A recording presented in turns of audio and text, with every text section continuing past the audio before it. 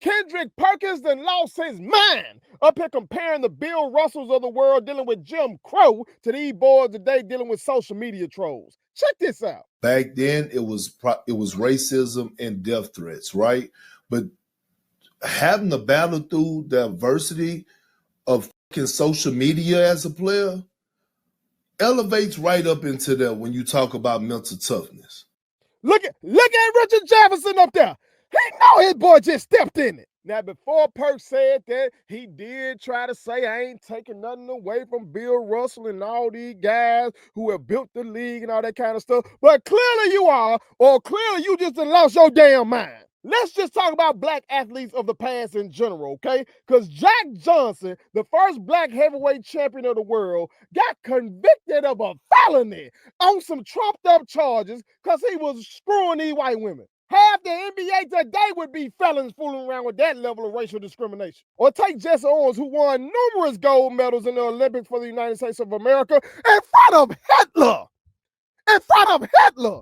And he still didn't come home to no heroes welcome and all these endorsements and caking up like that. Why? Because he was black.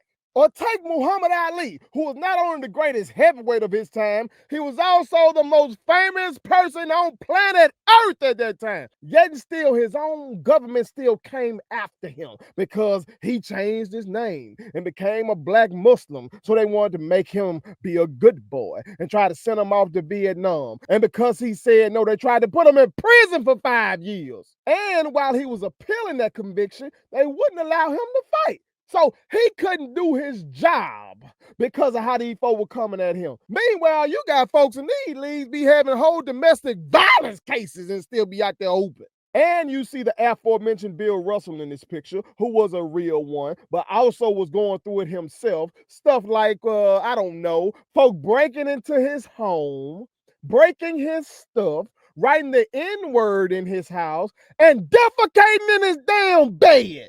And look, I know social media trolls can be a motherfucker, okay? Anybody in this business like me has to deal with them ourselves. But ain't nowhere in the hell that I'm about to say that my courage is comparable to folks like Malcolm X. Because while these folks are a nuisance, I can just block them. And while these folks, I assume they don't like me, he knew they were trying to kill him.